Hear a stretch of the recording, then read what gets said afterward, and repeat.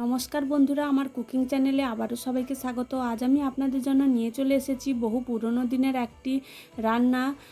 দেশি যে পুকুরের কাঁকড়াগুলো হয় ওটা গ্যাসে বা উনুনে পুড়িয়ে এই রকম বাটা বা ভর্তা রেসিপি। এটা করতে খুব কম উপকরণ লাগে কিন্তু খেতে দুর্দান্ত হয়। এটা আমার ঠাকুমা আর মা প্রায়ই বানাতো, তাই আমি আজকে আপনাদের জন্য নিয়ে চলে এসেছি। এইভাবে একবার বানিয়ে দেখবেন, এক থালা ভাত এই বাটার দিয়েই শেষ হয়ে যাবে। তারপরে আমি পুকুর থেকে কয়েকটা জ্যান্ত কাঁকড়া ধরে রেখেছিলাম, ওগুলো ভালো করে বড় দাঁড়াগুলো ছাড়িয়ে নিয়েছি, পিছনের খোলাটাও ছাড়িয়ে দিয়েছি, দিয়ে ভালো করে পরিষ্কার করে ধুয়ে নিয়েছি। তারপরে গ্যাসের মধ্যে আমি একটা রুটি সেকার জাল বসিয়ে দিয়েছি, ওর মধ্যে কাঁকড়াগুলো যে ধুয়ে পরিষ্কার করে রেখেছিলাম ওগুলো এক এক করে দিয়ে দেব।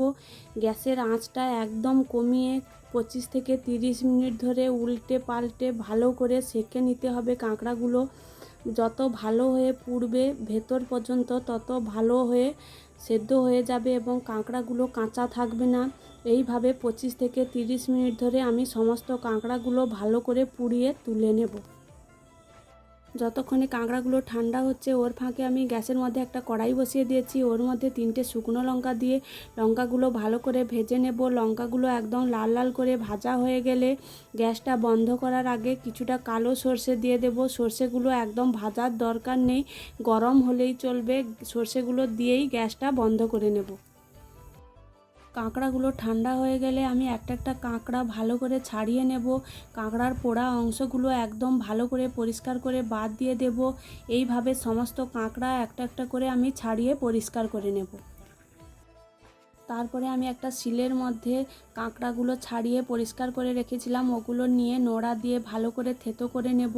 লঙ্কাগুলো যে ভেজে রেখেছিলাম ওগুলো থেতো করে নেব, আর দিয়ে দেব হালকা গরম করে রাখা কালো সর্ষে আর স্বাদ মতো লবণ।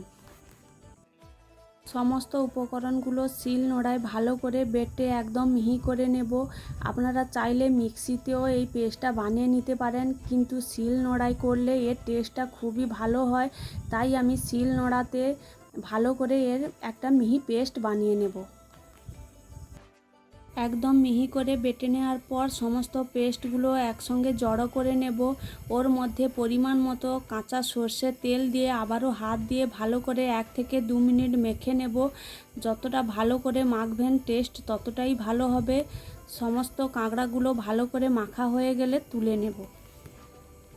তারপরে গরম গরম ভাতের সঙ্গে পরিবেশন করুন মিষ্টি জলের দেশি কাঁকড়ার পুড়িয়ে মাখা বা ভর্তা। এইভাবে আপনারাও বাড়িতে একবার বানিয়ে দেখতে পারেন, খেতে দুর্দান্ত হয়।